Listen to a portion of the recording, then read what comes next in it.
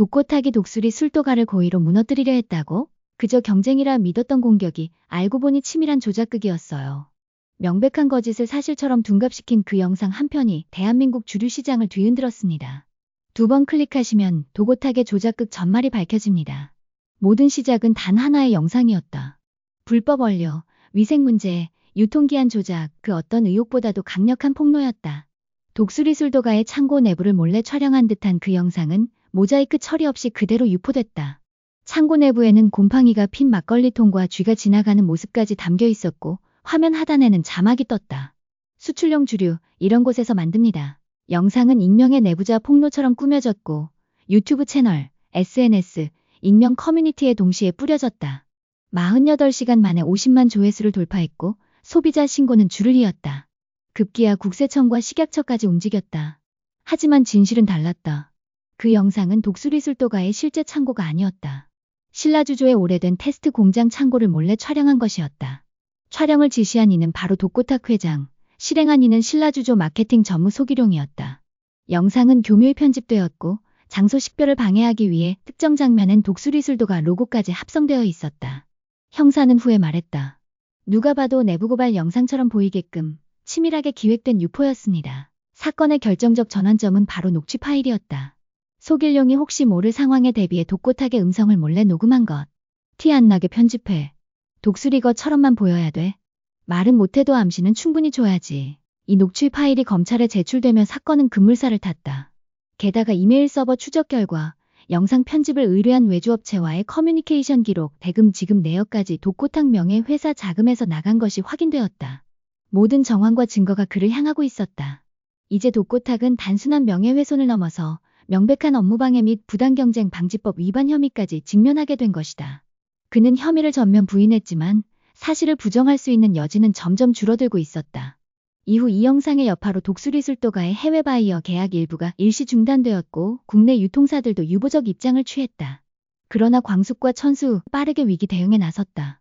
창고 공개 촬영, 식약처 실사 동행, 원료 검증 리포트까지 투명하게 공개하며 진실을 하나씩 회복해 나갔다. 그 와중에 장미애와 세리는 독고탁의 조작 의혹을 뒷받침할 내부 자료 확보에 총력을 기울였다. 그리고 마침내 녹취, 자금 흐름, 영상 메타데이터까지 퍼즐처럼 맞춰지며 검찰은 독고탁을 피의자에서 피고인으로 전환했다. 지금 저를 체포라도 하시겠다는 겁니까? 입꼬리를 실룩이며 형사를 노려보던 독고탁, 이내 들이닥친 카메라 셔터 소리에 미간을 찌푸렸다. 그는 아직도 자신이 누구인지 모르는 듯했다. 대한민국 주류업계의 전설, 신라주조 회장.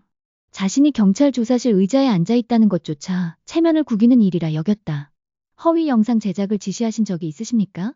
형사의 첫 질문에 독고탁은 팔짱을 풀었다. 내가? 독수리 술도가를 상대로? 그 총구석 가게 하나를 상대로 내가 그런 지시를 왜 합니까? 그 자식, 실적 압박에 허덕이다 사고친 거죠. 이참에 나까지 끌어들이면 죄가 줄어들 거란 심산일 겁니다. 한치의 망설임 없이 부인하던 그의 말은 형사가 꺼낸 단 하나의 증거 앞에서 무너졌다. 그럼 이건 어떻게 설명하시겠습니까? 소길룡 씨 핸드폰에서 확보한 녹취입니다. 영상 티 안 나게 잘 만들어. 이 목소리 회장님 것 맞죠? 독고탁은 처음으로 말문이 막혔다. 그리고 다시 억지를 꺼냈다. 요즘 기술이 얼마나 발전했는데요. 조작한 거겠죠. AI로 목소리 합성 못합니까? 그러나 형사의 표정은 변하지 않았다. 그날 조사실에 앉아있던 독고탁은 더 이상 회장님이 아니었다. 경찰서 앞을 가득 메운 기자들 사이 독고탁은 말없이 고개를 돌린 채 차에 올랐다. 이마에 송골송골 맺힌 땀은 차가운 담담함으로도 감춰지지 않았다.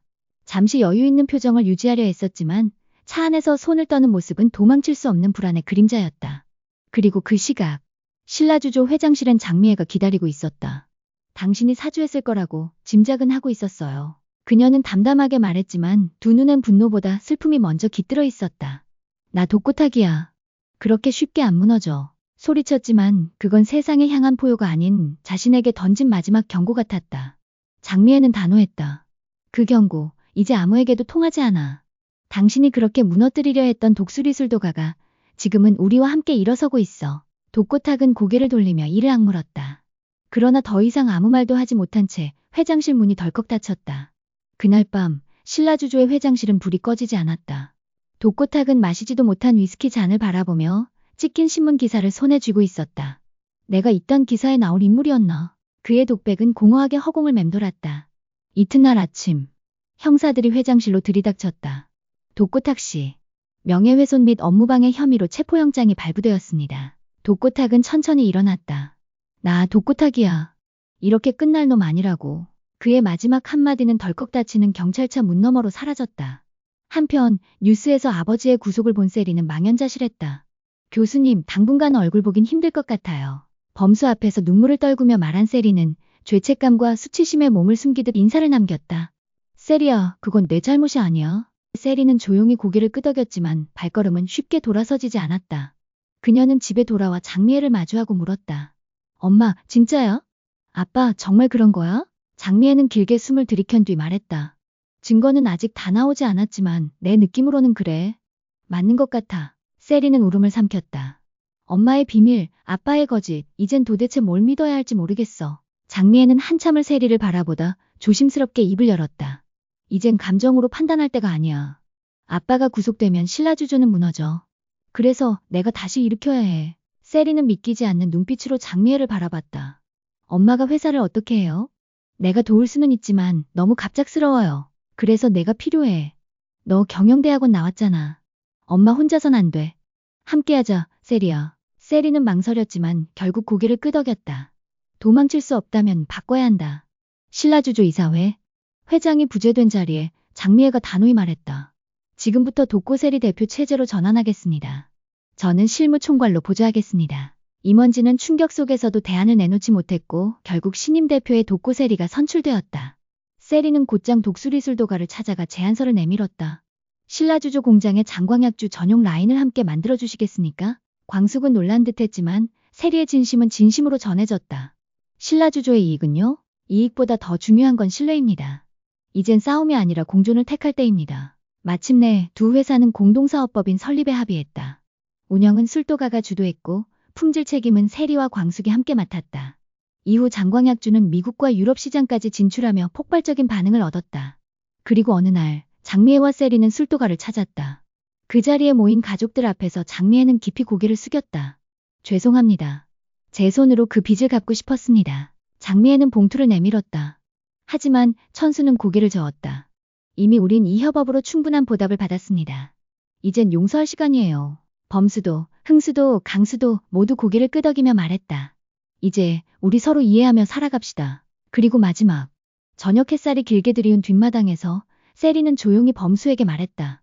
교수님, 그날 하신 말 아직도 유효한가요? 범수는 말없이 그녀의 손을 잡았다. 나는 여기 그대로 있어. 그러니 이제 넌 돌아온 거니? 세리는 미소 지었다. 이젠 더 멀리 안 가요. 그 말은 긴 이별을 끝낸 두 사람만의 언약이었다. 과연 독고탁은 감옥에서 진짜 자신의 죄를 인정하게 될까요? 세리는 신라주조를 성공적으로 다시 일으켜 세울 수 있을까요? 그리고 범수와 세리 두 사람의 재회는 이번엔 진짜 영원이 될 수 있을까요? 진심으로 얽힌 상처를 용서와 공존으로 끌어낸 그들이 가족은 이제 진짜 하나가 되어가고 있는 걸까요? 교도소 안에서 울려 퍼진 그 한마디. 당신 이제 진심으로 무릎 꿇을 수 있겠어요? 충격과 용서 사이 그 경계의 이야기가 이어서 시작됩니다. 면회 요청자 장미애. 수감동 복도 끝 단단히 붙은 철문 너머로 독고탁의 이름이 불렸다. 그는 비웃듯 웃었다. 그 여자가 날 왜 찾아와? 이제 와서 무슨 훈계를 하려는 건가? 하지만 발걸음은 거부하지 못했다. 오랜 침묵 속 장미애가 면회실 투명 유리 건너편에 앉아 있었다. 독고탁은 마지못해 앉으며 말했다. 좋은 구경이라도 하러 왔어? 이 꼴이 보고 싶었나 보지? 장미애는 말없이 그를 바라보다가 이내 낮은 목소리로 말을 이었다. 아니야. 보고 싶지 않았어. 단 한 번도. 독고탁의 입꼬리가 일그러졌다. 그럼 왜 온 거야? 장미애는 천천히 봉투 하나를 꺼내 유리창에 밀었다. 그 안에는 과거 독고탁이 은밀히 숨겼던 내부 작은 불법 운용에 대한 자료들이 고스란히 담겨 있었다. 이건 내가 아니라 내 딸이 찾아낸 거야. 그 순간 독고탁의 눈이 흔들렸다. 세리가? 세리가 왜 그런 걸? 그 아이는 무너진 회사를 일으키기 위해 내 과거까지 직면했어. 내가 외면한 진실을 마주하고 지금 신라주조를 지키고 있어. 독고탁은 아무 말도 하지 못한 채 주먹을 꼭 쥐었다. 하지만 장미애는 거기서 멈추지 않았다. 내가 끝까지 부정해도 상관없어. 이미 법은 내게 등을 돌렸고 세상도 그렇게 흘러갈 테니까. 내가 무슨 짓을 했건 세리 앞길은 막지 마. 그 애가 널 끝까지 감싸줄 거라 착각하지 마. 더는 그 애한테 의지할 자격 없어. 독고탁은 무릎에 올려둔 손을 움켜쥐며 말했다. 그래서 그 아이가 날 버린 거냐? 버린 게 아니라 너를 떠난 거야. 이제 그 애는 너 없이도 잘 살 수 있어. 그걸 받아들이는 게 너의 마지막 책임이야. 장미애는 천천히 자리에서 일어섰다. 독고탁은 아무 말 없이 그녀의 뒷모습을 바라보다 마침내 입을 열었다. 잘 크긴 했구나, 그 아이. 장미애는 뒤돌아보지 않았다. 독고탁의 시선은 면회실 천장에 고정된 채 오랜 침묵에 잠겼다. 며칠 후, 세리는 외부 클라이언트와의 중요한 미팅을 마치고 돌아오는 길에 장미애에게 전화를 걸었다. 엄마, 오늘 회의 잘 끝났어요. 이제 본격적으로 미국 쪽 신규 유통사랑도 협의 들어가려고 해요. 장미애는 웃으며 말했다. 잘했다. 고생했어, 세리야. 내가 이렇게 강해질 줄 예전엔 정말 몰랐어. 세리는 조용히 창밖을 바라보다 말했다. 사실 아빠 면회 가볼까 했어요. 그런데 아직 마음의 준비가 안 된 것 같아서. 준비될 때 가. 지금은 너 자신을 먼저 지키는 게 우선이야. 알겠어요.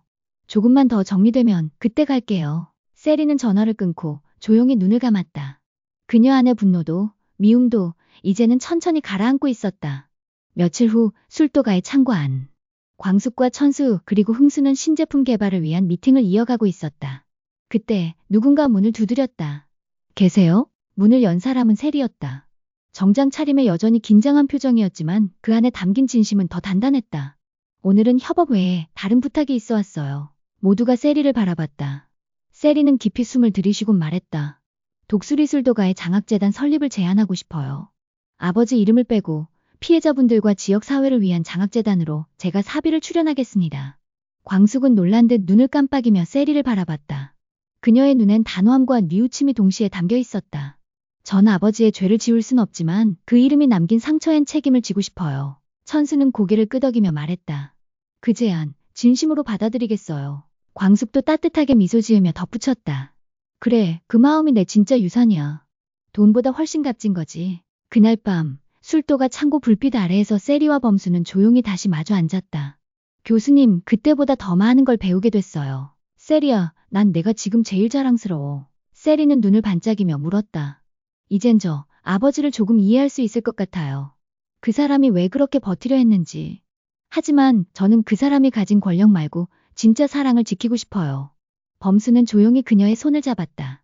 그럼 이제 우리가 함께 지켜가자. 두 사람은 그렇게 서로를 마주보며 천천히 미소 지었다. 장미의 단호한 면회, 세리의 깊어진 책임감 그리고 술도가와의 진정한 화합. 과연 독고탁은 점점 커져가는 이 진심 앞에서 스스로 무너질 수 있을까요? 그가 지키려 했던 건 권력이었고 이들이 다시 세우려는 건 신뢰였습니다. 세리는 진짜 대표로 성장할 수 있을까요? 그리고 범수와의 관계는 또 어떤 미래를 향해 나아갈까요? 여러분의 상상을 댓글로 나눠주세요. 독수리 오형제를 부탁해 다음 회차는 또 어떤 반전을 준비하고 있을까요? 그리고 잊지 마세요. 구독과 좋아요는 저희에게 정말 큰 힘이 됩니다. 지금까지 망상드라마 연구소의 독수리 오형제를 부탁해 뇌피셜이었습니다. 우리는 다음 회차에서 더 뜨겁고 더 놀라운 이야기로 다시 만나요. 여러분의 생각을 댓글로 남겨주세요. 독수리 오형제를 부탁해 다음 회차에서 어떤 반전이 기다리고 있을지 함께 상상해보면 더 즐겁겠죠?